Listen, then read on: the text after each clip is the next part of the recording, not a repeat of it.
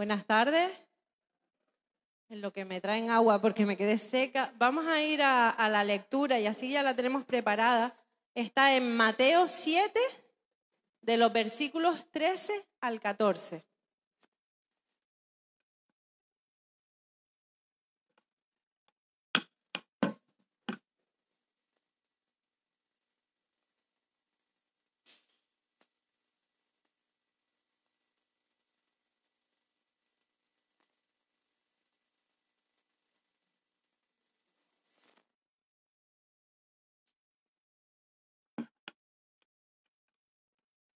Vale, ya la tenemos, pero la vamos a leer después. Siempre había pensado que la temida cuesta de enero, ¿no? Cuesta arriba, siempre había pensado que era debido al derroche que hacemos en Navidades, ¿no? Que si cenas, que si regalitos, que si esto, que si lo otro. Y creía que era por haber gastado más y que eso nos pasa factura en enero y nos cuesta un poco más de lo normal llegar a final de mes. Pero ahora que soy autónoma, me doy cuenta de que aparte del derroche navideño, se le suma que a principios de año se hace un ajuste de todos los impuestos y de todos los precios. Y no precisamente para bajarlos, sino para subirlos. Así que cada enero la vida es un poquito más cara. Un poquito más. Nos van subiendo pisco de aquí, pisco de allá, a veces un mucho también y un poquito más cara. Es verdad que hay algunas rebajas, pero que son de cosas de temporadas muy pasadas, nos las ponen de rebajas, pero en general todo es mucho más caro. Y así como estaba hablando de Ainhoa, de no perder la magia de la Navidad, ¿no? Que parece que se acaba la Navidad y de remplón nos vemos otra vez con la realidad. Con la cuesta de enero pues nos pasa un poco eso, ¿no? Se acaba la magia de la Navidad, la magia de los regalos y otra vez vuelta a la vida real. Y nos cuesta subir esa cuestica, ¿no? Cuestica por llamarle de alguna manera, minimizarla un poco. Y lo difícil que es subir una cuesta, ¿no? Porque ir caminando cuesta abajo, podemos ir caminando cuesta abajo. Eso más o menos es llevadero, pero subir una cuesta, eso ya es más complicado, ¿no? Y pensando en esto, yo creo que alguna vez lo he contado, pero bueno, tampoco tengo tantos años, así que las anécdotas se tienen que repetir. Me estaba acordando cuando estaba embarazada de Lea y como saben, tuve un embarazo complicado. Desde los 6 meses, pues ya estaba súper hinchada, súper cansada y vamos, yo no podía con mi vida. Pero cuando ya tenía más o menos esos 6 meses, fuimos a Tenerife porque teníamos un retiro de líderes y teníamos que ir. Y resulta que este retiro era en un sitio que las cuestas no podían ser más empinadas, o sea, eran así, no les estoy exagerando, era peor que Gran Tarajal, es que era una cosa de cuestas empinadas. Pues cuando estábamos subiendo en el coche dijo, señores, no puedo con tanto peso, o se bajan o nos quedamos aquí en medio. Así que nos tuvimos que bajar todos, menos el chofer, ¿no? El chofer siguió para arriba y los demás nos tocó subir la cuestita a pie. Así que cuando llegué arriba yo me quería morir, estaba agonizando, encima que estaba cansada y cargando ya con esa barriga, me quería morir, estaba asfixiada, agonizando casi por el esfuerzo que había hecho. Y en el plano espiritual, porque obviamente no vamos a estar esta tarde hablando acerca de economía ni acerca de las dificultades que pasan las embarazadas, en el plano espiritual la vida cristiana a veces también es cuesta arriba, ¿no? Y hace un montón de tiempo leí un libro que se llama El progreso del peregrino. No sé si alguno lo ha leído aquí. ¿Quién lo ha leído? ¿Nadie lo ha leído? ¿En serio? Pues es un libro bastante viejo del año 1678. A lo mejor por eso es que no lo ha leído. Pero vamos, es una joya y sigue teniendo enseñanza hoy en día. Y habla muy bien, cuenta muy bien cómo es nuestro recorrido como cristianos. Así que se lo recomiendo. Está en película también. Si quieren yo les paso los enlaces. Si se les hace muy pesado leer, yo les paso los enlaces de YouTube. Un día el protagonista de esta historia, El progreso del peregrino, empieza a leer un libro, ¿no? Y desde el momento en que él empieza a leer este libro, empieza a crecerle una mochila súper grande en su espalda. Y a medida que va leyendo este libro, se hace más grande la mochila y más pesada. Y el problema de esa mochila es que no se la puede quitar. Vaya donde vaya, tiene que ir cargando con la mochila. Hasta dormir, tiene que ir con la mochila. Y el libro que él leía no era un libro cualquiera, como se pueden imaginar. Era un libro que estaba vivo, un libro que hablaba acerca de su ciudad, acerca de los ciudadanos que vivían en esa ciudad y acerca del destino que iba a sufrir esa ciudad. Y el destino era la destrucción. Pero había una alternativa, no todo era negro en ese libro, no, había una alternativa a la destrucción. Para salvarse de esa destrucción, el peregrino tenía que conseguir dar con el camino a la ciudad celestial. Así que, finalmente, el protagonista, agobiado por la tremenda mochila, por la tremenda carga que llevaba, se puso en marcha y fue pasando por muchas dificultades, pero al final consiguió dar con una puerta estrecha, que era el primer paso, encontrar la puerta estrecha. Y esa misma puerta estrecha la encontramos en Mateo 7, del 13 al 14, que dice: solo puedes entrar en el reino de Dios a través de la puerta angosta, que viene siendo lo mismo que estrecha, ¿no? La carretera al infierno es amplia y la puerta es ancha para los muchos que escogen ese camino. Sin embargo, la puerta de acceso a la vida es muy angosta y el camino es difícil. Y son solo unos pocos los que alguna vez lo encuentran. Y vemos aquí que hay, ¿cuántas puertas? ¿Cuántos caminos? 2, ¿no? Hay 2 puertas y 2 caminos. Pero son radicalmente opuestos entre ellos, ¿no? Un camino es amplio, la puerta es súper ancha, es muy transitado, ¿no? Pero a pesar de que es más transitado, se ve que es un camino cómodo, que además es como cuesta abajo, solamente te tienes que dejar llevar por la inercia y esa inercia te va a llevar al destino. Y además, por ese camino vas a poder disfrutar de todo lo que te apetezca, vas a poder vivir el momento. Y luego está el otro camino, el de la puerta estrecha. Y es un camino que es difícil, un camino que es pedregoso, un camino que a veces es solitario, que parece bastante difícil y bastante incómodo y que además es cuesta arriba. Por lo que muchas veces vas a tener que ir en contra de la corriente. Si en el otro ibas por inercia, aquí vas a tener que esforzarte subiendo y vas a tener también que renunciar muchas veces a hacer lo que te gustaría hacer, a hacer aquello que el cuerpo te pide hacer. Así que ponte en esa situación, visualízalo por un momento. Estás delante de 2 puertas, una pinta súper ancha, súper guay, parece que dentro hay diversión, y la otra es una puertecita estrecha, toda hecha polvo. ¿Cuál de las 2 puertas escogerías? El protagonista del progreso del peregrino tuvo que tomar esa decisión, ¿no? Pasó por algunas dificultades, pero al final llegó a la puerta. Y para poder seguir el camino, pues no solamente tenía que llegar hasta la puerta, sino que tenía que atravesar esa puerta. Y lo hizo. Atravesó la puerta, aún con su tremenda mochila, ¿no? Y empezó a subir esa cuesta, esas escaleras, con esa mochila que cada vez pesaba más y más. Esa mochila era el peso del pecado.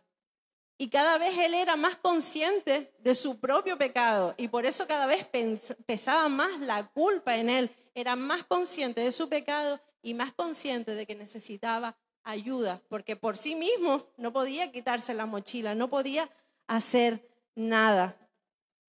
Y empieza a subir por esa cuesta, a pesar de que le costaba, a pesar de que tenía esa presión en su espalda, empieza a subirla y llega a una cruz. Y cae de rodillas en la cruz. Y la carga cae con él. Y la carga sale rodando montaña abajo y va a parar a una tumba que estaba abierta y desaparece para siempre. Y en ese momento él estaba súper feliz, ¿no? Era libre por fin. Después de tanto tiempo de llevar esa carga, era libre. Y pensaba que ya estaba todo hecho. Pero este solamente fue el comienzo de la historia.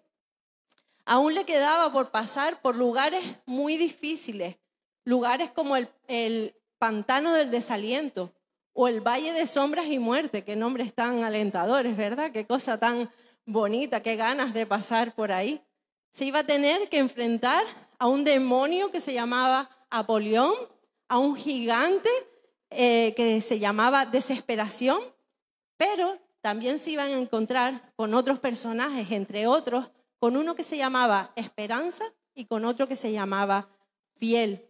Y estos eran los que lo iban a ayudar a llegar a la ciudad celestial, que era el destino, ¿no? Donde le habían dicho que el rey mismo iba a salir a recibirlo. Y meditando en este texto que acabamos de leer, es un texto súper conocido, pero meditando en él encontramos 3 verdades. Y 3 verdades que son súper obvias, pero que luego, cuando las llevamos a la práctica, las cosas no son tan obvias, ¿no? Las cosas no se ven tan claras cuando las tenemos que vivir en nuestras propias carnes. La primera verdad es que solamente hay 2 caminos. No hay 3, no hay 4, no hay 20, no, solamente hay 2 caminos. La mayoría escoge ¿qué camino? El ancho, el de la puerta ancha, el de la puerta guapa, grande, ¿no? Espaciosa. La mayoría escoge ese camino, porque según dice por ahí, igual que todos los caminos te llevan a Roma, todos los caminos te llevan al cielo, ¿no? Es lo que dicen por ahí. Te dicen también que si tú eres una buena persona, que si tú le haces el bien a todos, pues vas a llegar al cielo, de todas maneras. Pero sabemos que esto no es verdad. Sabemos que no es verdad, que solamente hay un camino y una puerta que te llevan al cielo. Y en otros temas a lo mejor hay grises, ¿no? Hay cosas que tú dices, bueno, no está muy claro, puede ser, no puede ser. Pero en este tema no hay grises ninguno. O coges una puerta o coges la otra. Solamente hay 2 caminos. Uno te lleva al cielo y otro te lleva a la perdición. No hay rutas alternativas, no hay una tercera puerta, no hay nada más. Solo hay 2 caminos. Pasamos a la segunda verdad. La segunda verdad es también bastante obvia. Que todos tenemos que escoger cuando nos encontramos ante esas 2 puertas, ¿no? Y esto nos lleva a Lucas 13, del 23 al 24.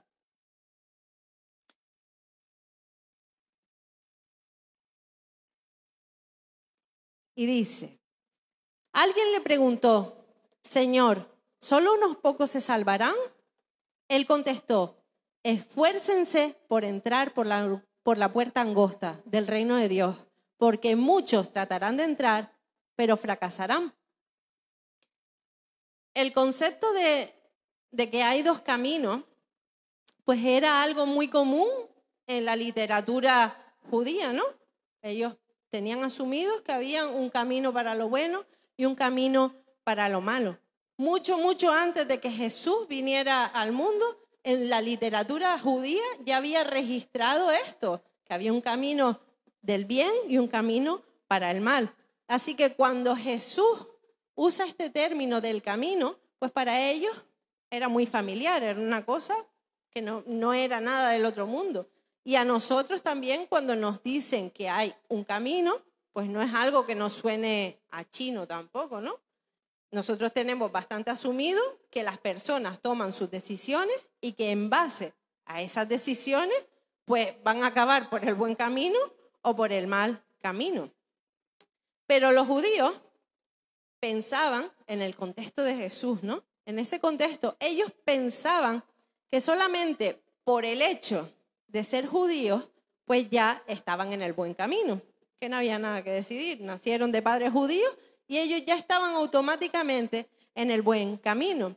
No tenían que hacer nada más, eran descendientes de Abraham y con cumplir una serie de ritos, de ceremonias, de leyes, de normas, pues ya con eso era suficiente para llegar al cielo. Y aquí viene la desilusión, ¿no? Ante la respuesta de Jesús. Y yo no sé quién fue quien hizo esta pregunta, tampoco sé cuál era su intención detrás de esta pregunta, si era una pregunta maliciosa como hacían los fariseos que siempre estaban intentando picar, o era curiosidad, o era querer aprender más. No sé cuál era la intención, pero para los judíos esta respuesta de Jesús no tenía sentido ninguno. Ellos eran los herederos de la promesa, ¿no? Asumían que por haber nacido judío, ya directamente te daban un pasaporte directo hacia el cielo. Pero Jesús les está diciendo que para llegar al camino que te lleva al cielo, hay que pasar ¿por dónde? Por la puerta. Por la puerta, ¿no? Por la puerta estrecha. Y Él era esa puerta.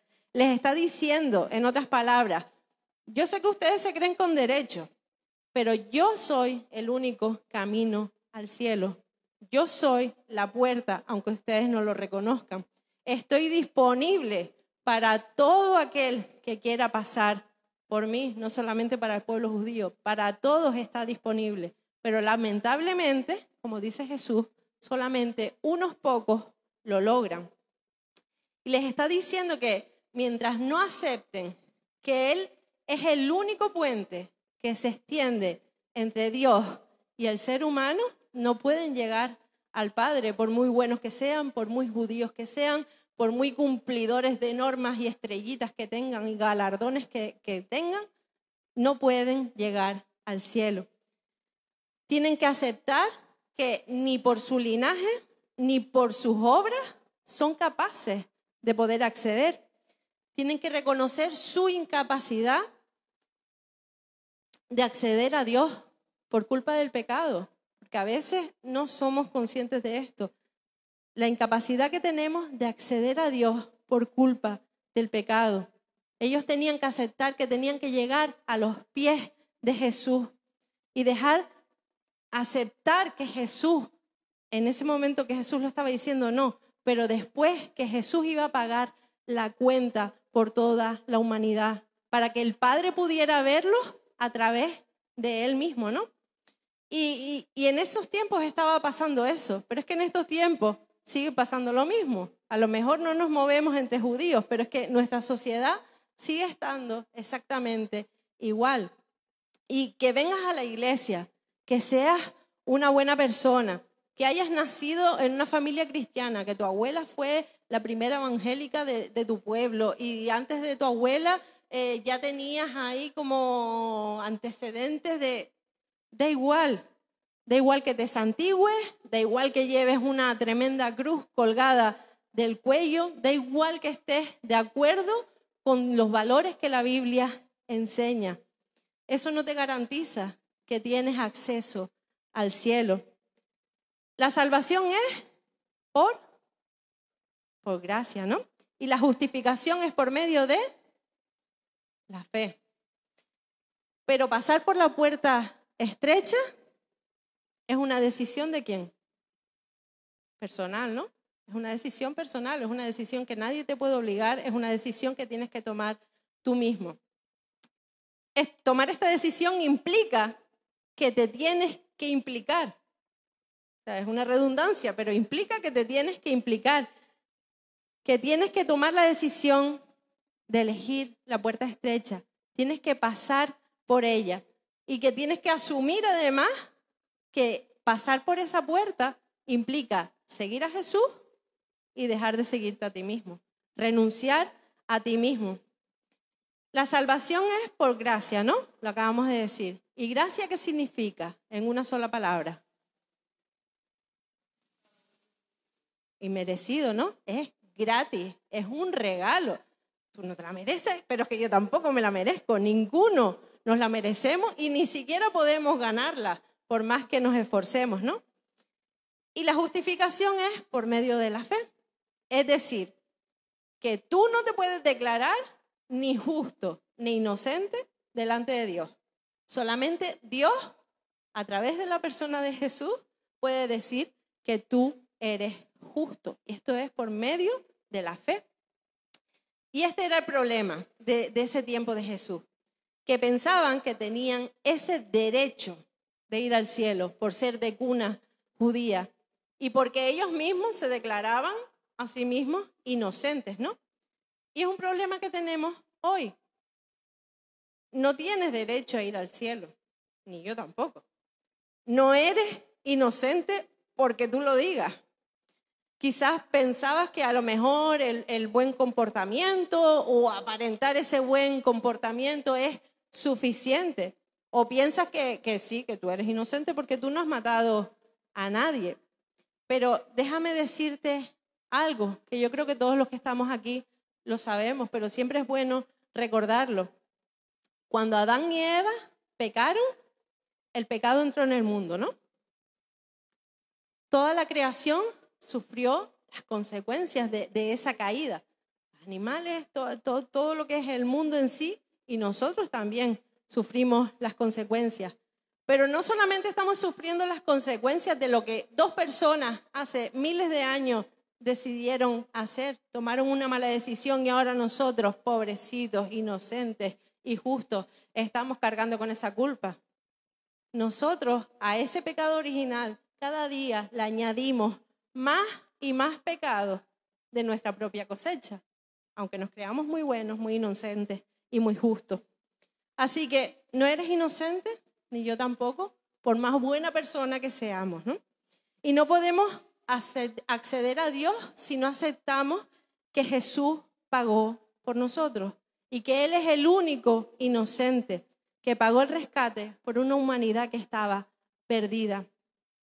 Pero no solamente lo veas en términos generales, ¿no? Porque a veces lo vemos como algo lejano. Decimos, Jesús pagó por toda la humanidad. No, Jesús también pagó por ti y por mí. Lo hizo también de manera personal. Es algo universal, pero es algo también de manera personal. El justo pagó por el pecador para que pudiéramos tener acceso al cielo, porque de otra manera estábamos perdidos. Así que si queremos acceder al cielo, tenemos que pasar por esa puerta estrecha. Tenemos que elegir a Jesús. Y elegir pasar por esa puerta estrecha no es el fin de la historia, es solamente el principio de la aventura. No se queda ahí, porque a veces la gente piensa que es venir a Jesús y wow, te va a ir todo súper bien, te vas a sentir pleno, feliz y todo va a ser de victoria en victoria y vas a estar siempre súper bien.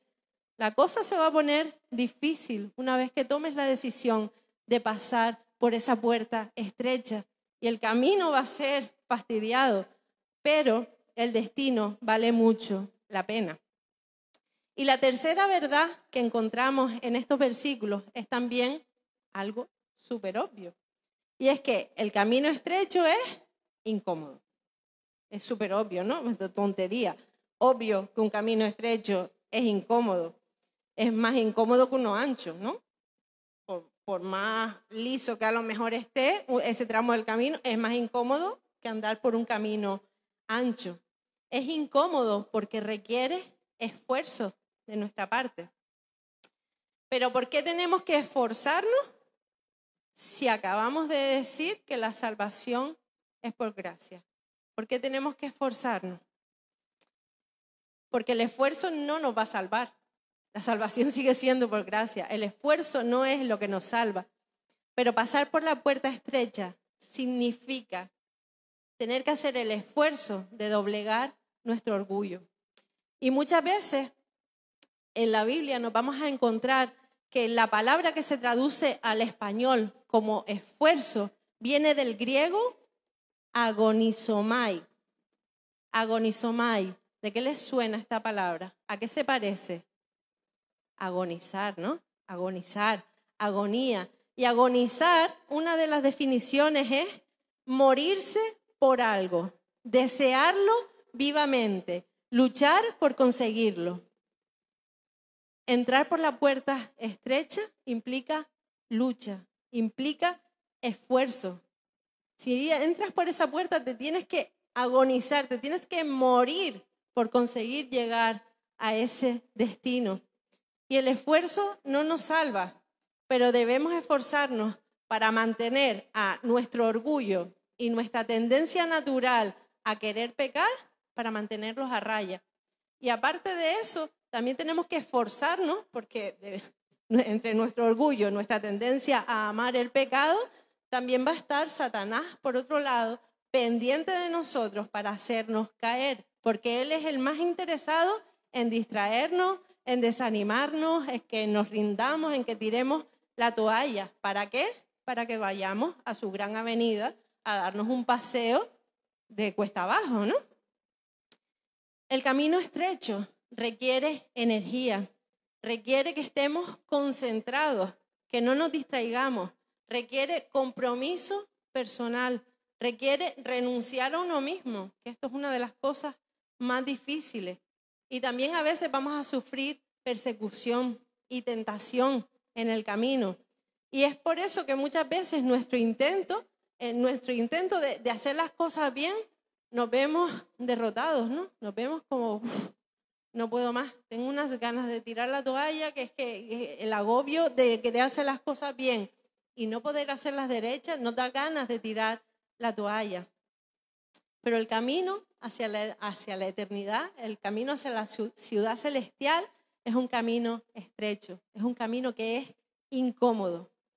Y por eso muchos tratan de tomar atajos. Se autoengañan pensando, y lo dicen así con la boca bien abierta, no, mi meta es la eternidad, mi meta es pasar con Jesús la eternidad, mi meta es parecerme a Él. Pero luego los observas y te das cuenta de que están enfocados en vivir el momento, en disfrutar el momento y en no pasar calamidades. O sea, problemas a mí no, bendiciones, pues todas. Vamos a sacar la palangana para recoger las bendiciones, pero problemas a mí no. Y se dejan llevar por todas las distracciones, se dejan llevar por todos los placeres que el mundo les ofrece. Y que esos placeres y las distracciones están diseñados porque, les hago un spoiler, Satanás no es tonto. Él diseña placeres y distracciones con el objetivo de hacernos olvidar de que sin Dios somos unos miserables. Él quiere que nos olvidemos de ese sentimiento, de que sin Dios somos unos miserables, y nos distrae y nos entretiene con otras cosas. Así que si tu plan es hacer trampas en el camino, es vivir y gozar del momento, porque bueno, a lo mejor ya si eso te arrepientes en el último momento, o piensas que bueno, hay rutas alternativas, no pasa nada porque yo haga alguna trampita, te animo a que te lo replantees, que pienses que quizás ese momento que tú dices, no, yo me lo voy a gozar ahora y en el último momento me arrepiento, a lo mejor no te da tiempo de arrepentirte. Te animo a que te lo replantees si estás en esa situación. En el libro del Progreso del Peregrino hay un chico que se llama Ignorancia. O sea, me gustan los nombres porque es que son súper obvios, no los camuflan con nada, sino Ignorancia se llamaba este chico. Y este chico llegó hasta la ciudad celestial, llegó a las puertas. Y él estaba súper convencido de que iban a salir a recibirlo porque él era una bellísima persona y además hacía obras de caridad. Pero Ignorancia no había pasado por la puerta estrecha. Él no se había rendido a los pies de la cruz.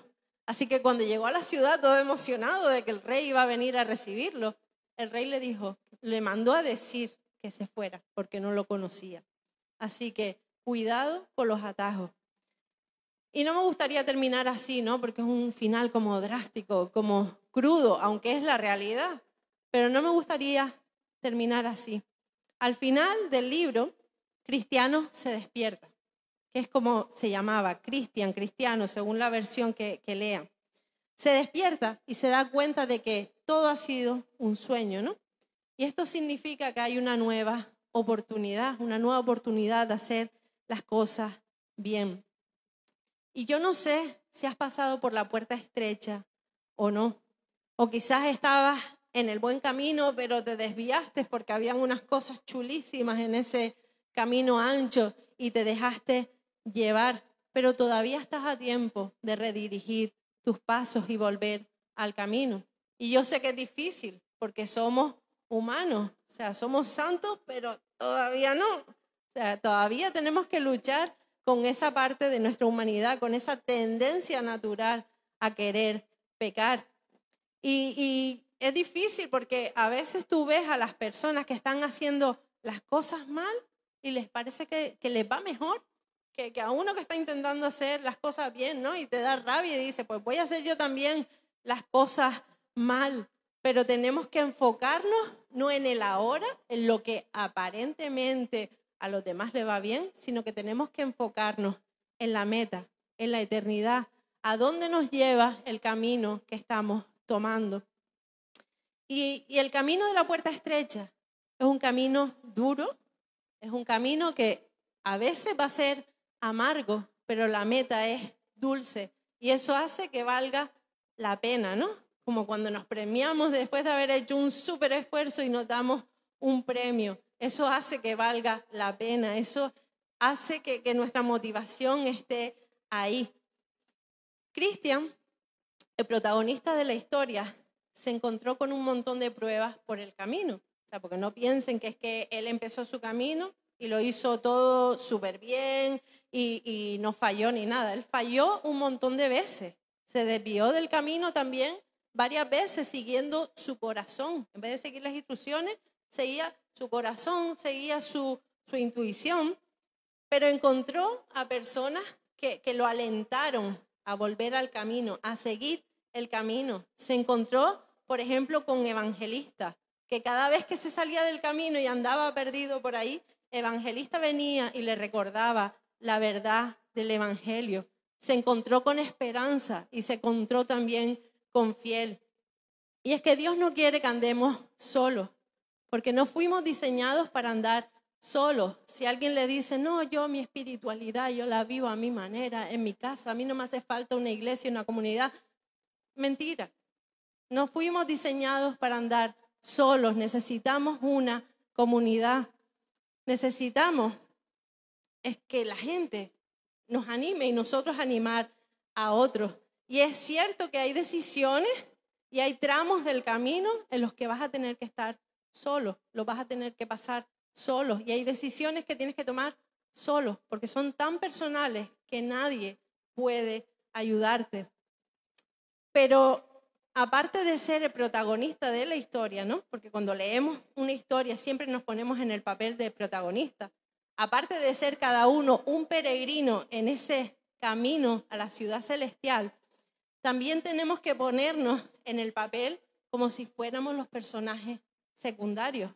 Porque si tenemos las cosas claras y sabemos hacia dónde va nuestro camino y lo tenemos todo tan claro, también tenemos que estar ahí para alentar a los demás a salir adelante, como lo hacía Fiel, como lo hacía Esperanza, como lo hacía Evangelista. Así que concluyo, solamente hay dos caminos, pero solo uno te lleva al cielo y ese camino es Jesús. La segunda cosa es que todos tenemos que escoger. Si no has escogido, ya escogiste. O sea, no puedes no escoger, tienes que escoger. Y si aún no has escogido, estás en ese momento, te animo a que pensando en lo que hemos estado hablando en esta tarde, escojas bien. Y la tercera cosa, el camino estrecho es incómodo, pero la meta vale demasiado la pena. Así que les animo a seguir adelante, no sé en qué punto estén. Si están desanimados, pues les animo a buscar otras personas que puedan darle ánimo para seguir, que busquen su palabra, que busquen a Dios en oración. Si ustedes están súper animados porque ahora mismo están en un momento en que se han marcado metas espirituales y están ahí en fuego vivo, animen a otros que puedan estar pasándolo súper mal. Si se han desviado del camino y dicen, soy un desastre, Dios mío, ¿qué voy a hacer ahora? Siempre hay oportunidad. Mientras haya vida, hay una oportunidad de volver al camino. No sé en qué situación esté cada uno, porque que estemos aquí hoy tampoco es garantía. O sea, no piensen que venir a Elienay, al culto, a las 6 de la tarde es un pase directo al cielo. O sea, no puedo dar nada por sentado. Así que estén en el punto en el que estén, les animo a pensar en esto y a poner las cosas en claro delante de Dios. Así que vamos a orar. Señor, te damos las gracias porque sabemos que tú eres el único camino, Señor. Te damos las gracias porque nos das la oportunidad de que, aunque sea difícil, poder pasar, Señor, a través de la puerta estrecha, Señor, y seguirte. Te pedimos que tú nos ayudes en este peregrinaje, Señor, que nos ayudes a renunciar a nosotros mismos, Señor, a querer ser más como tú, Señor. A que si decimos que somos cristianos, que significa seguidores de Cristo, nos parezcamos cada vez más a ti, Señor. Te pido, Señor, que nos animes cuando estemos en el camino con ganas de tirar la toalla, que nos animes a enfocarnos, que nos ayudes a no perder de vista la meta, Señor, que nos ayudes a no mirar, a no distraernos, a no pensar, pues voy a hacer las cosas mal porque a los que hacen las cosas mal les van las cosas bien. Señor, que nos ayudes a enfocarnos en lo que tiene que ser y que también nos ayudes a ayudar a los demás, Señor, que nos ayudes a reconducir, que nos ayudes a animar, a estar ahí, Señor. Gracias porque tienes paciencia con nosotros a pesar de nosotros mismos, Señor. Y gracias por hablarnos de una manera tan clara. En el nombre de Jesús, amén.